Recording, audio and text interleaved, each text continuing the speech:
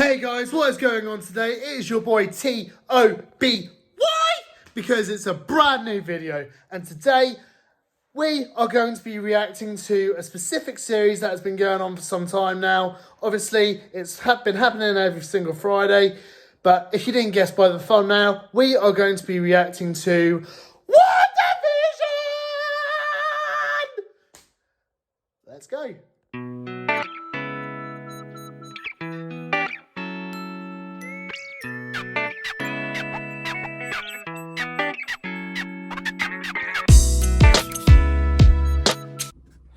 Wandavision. Oh, I do apologise, guys. So the theme song is just absolutely catchy as hell, and absolutely love it. Anyway, as I mentioned before, we are going to be doing a series overview of the Disney Plus Marvel TV series Wandavision. So let's go and begin. Hey guys, before I begin with the video, there will be some spoilers involved, so of course if you haven't seen the season finale or the overall series, please come off video if you don't want any spoilers, because there will be. And as well as that, this will be towards my own opinion as well, so if you've got anything that you feel like I may have left out, or also if you've got anything that you feel maybe I might be wrong on, or anything like that, just let me know kindly in the comments section below. And I will say this, guys, I do emphasize on being kind, please. So anyway, hope you enjoy the video.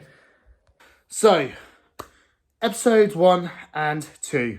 Now, of course, this was set in the 1950s to 1960s layout of the black and white era. So, of course, if we're going to be reviewing these two episodes, we need to be, of course, black and white.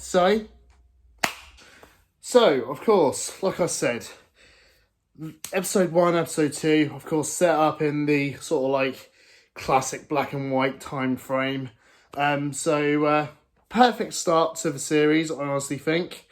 Sort of reminded me a fair bit of the sort of like Laurel and Hardy sketches. You know, the sort of like comedic things where accidents tend to happen a fair bit.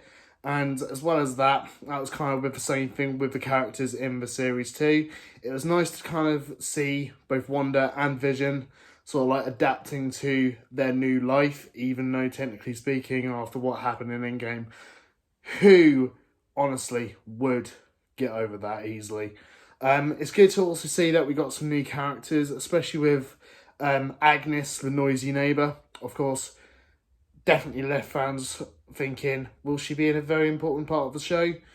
Who knows? Now, at the end of episode 2, we do see a bit of a slightly weird change that happens. Of course, we find out that Wanda is pregnant, which I don't think anyone really expected. And also, the time zone kind of goes into a sort of like, say, raunchy American sitcom colour sort of like setup. So of course, now that we're going from black and white to colour in the series, we're doing the same thing towards this video as well. Episode 3, we kind of go from sort of like black and white Laurel Hardy sitcom to sort of like the sort of stuff that you normally get in, say, the sitcom Friends. Sort of similar accidents, and also there's a lot of like tension and stuff like that. And obviously with the fact we're experiencing the acceleration of Wanda's pregnancy, and also it kind of brings in sort of like the beginning of the tension of what's going to happen between Wanda and Vision. Will he find out what really happens? Or obviously, will it be the case of just like he's going to be stuck in this sort of like world and everything like that? We also get the whole idea of what also happens throughout the entire series, of where the timeline of this whole Marvel timeline really, of where it's then set up from. Obviously I'll reveal that later on in the video. We also find out towards the end of episode 3 that we are going to be seeing some new characters, or we saw some new characters. One of them, of course, being by the name called Geraldine.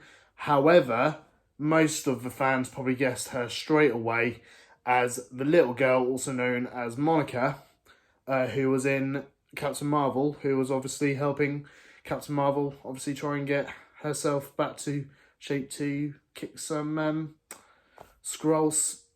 scroll behind, really. So in episode 4, we kind of get the link between the sitcom world and also the real world. So obviously with the fact that we discover that Westview, which is the town that Wanda obviously created, was actually based from an actual town by the same name.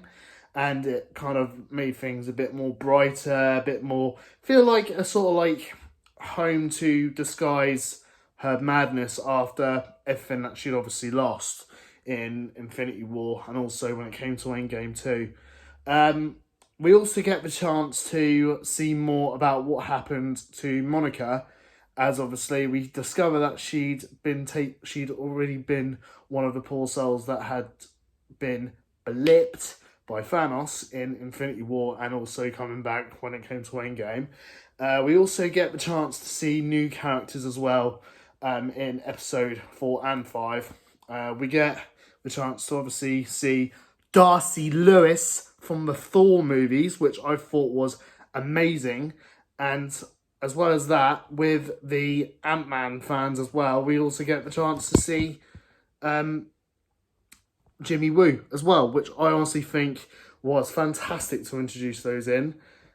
We also have a surprise guest here, so this is my lovely cat Salem, who's here to come and trouble me at my time of need.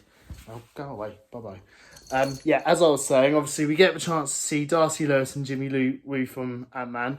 We also get the chance to see I would probably imagine the S.H.I.E.L.D.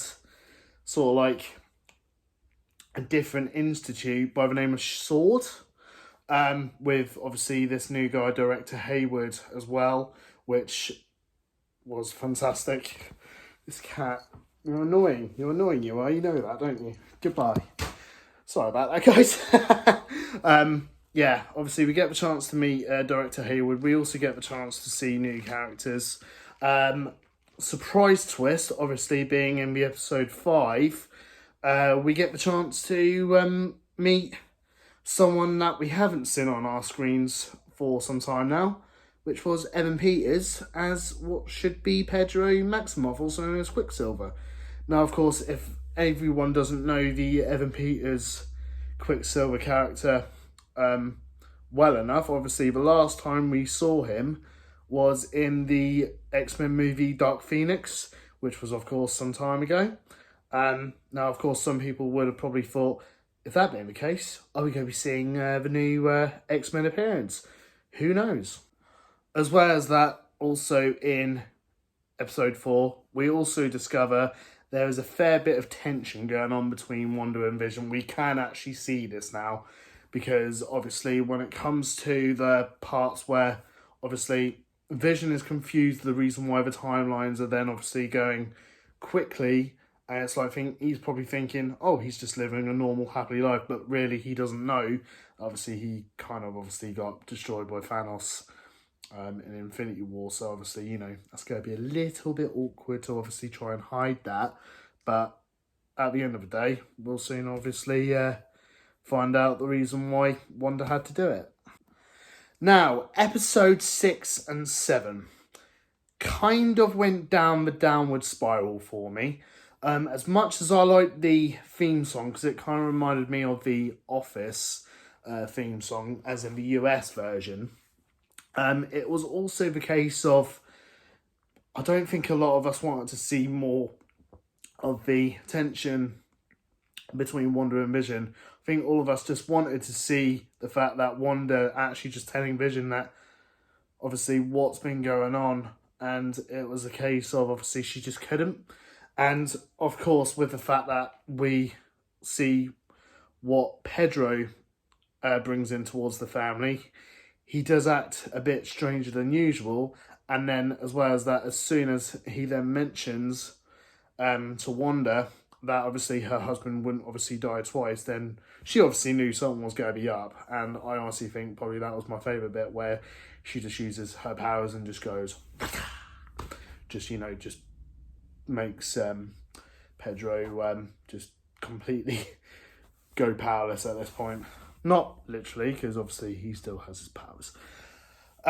We also discover that very, very massive surprise was at the end of episode 7, when obviously we find out that Agnes, the so-called noisy neighbour, or noisy and nosy, you could say, because she kept on speaking like ridiculously annoying, was actually an alias of someone brand new being a villain.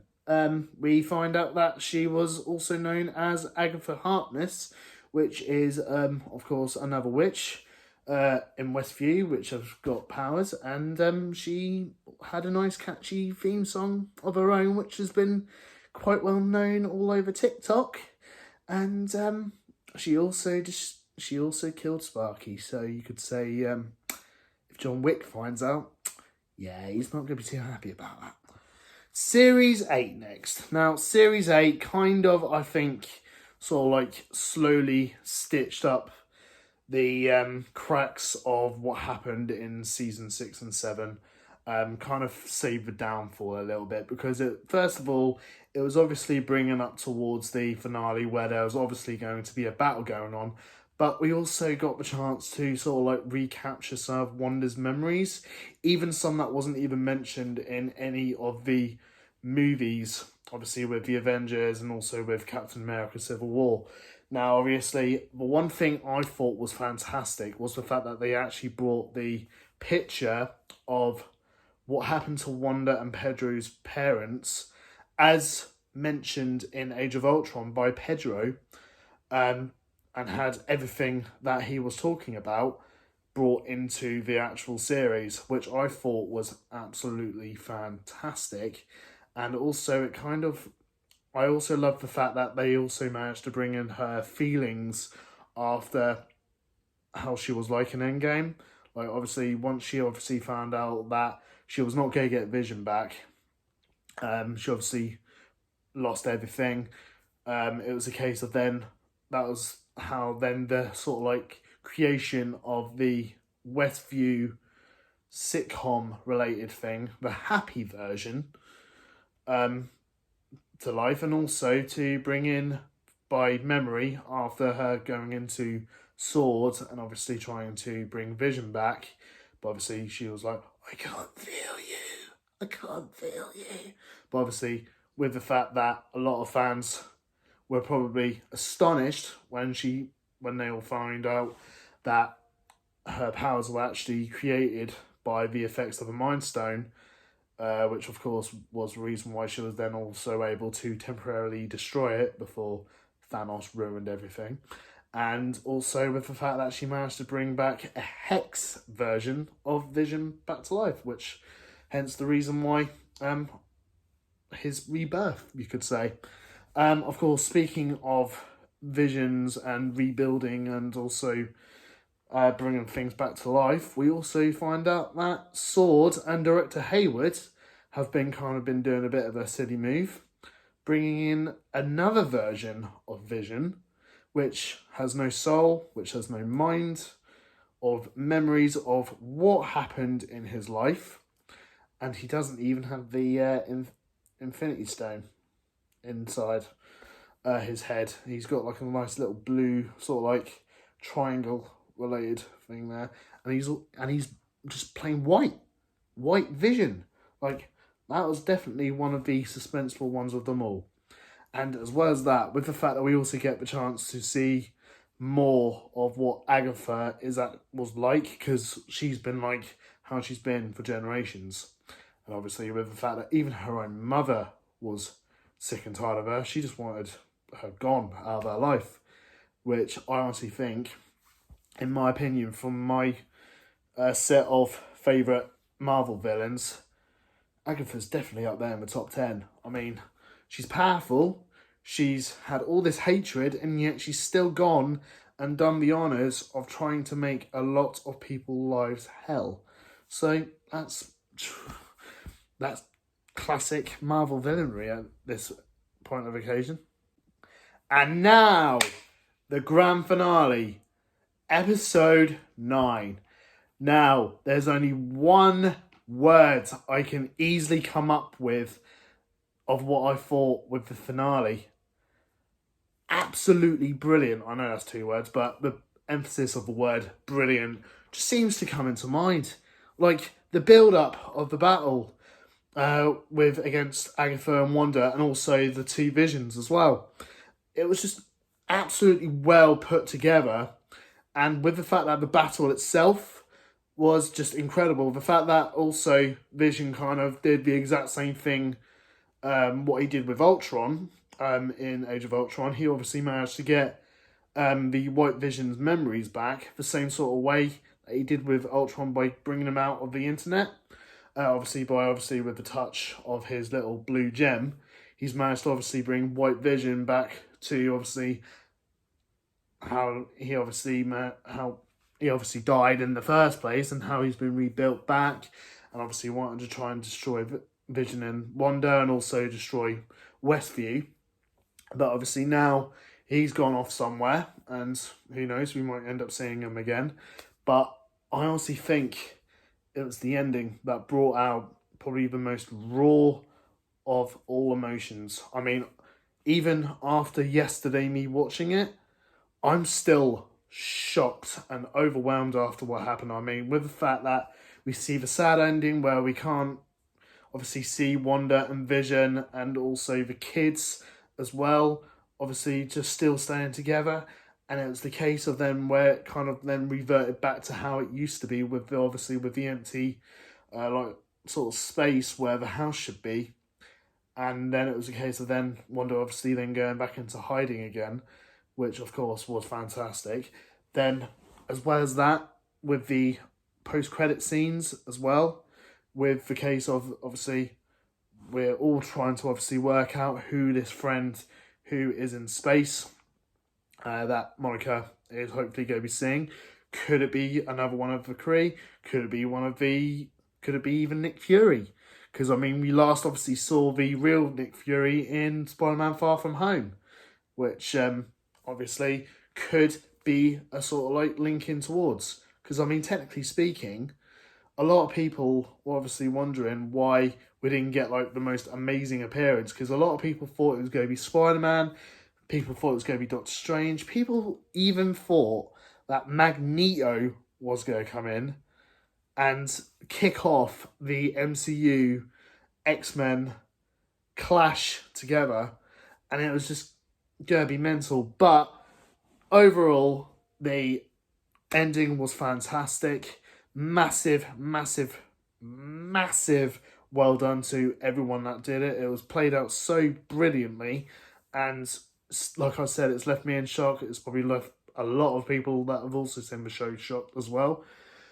Now, alongside that, it's time for what I honestly think is my overview. I'm going to kind of come off this as a sort of like come dine with me version of this. So I'm going to rate this out of 10, my Smithboi review rating. I'm going to give it a 9 out of 10.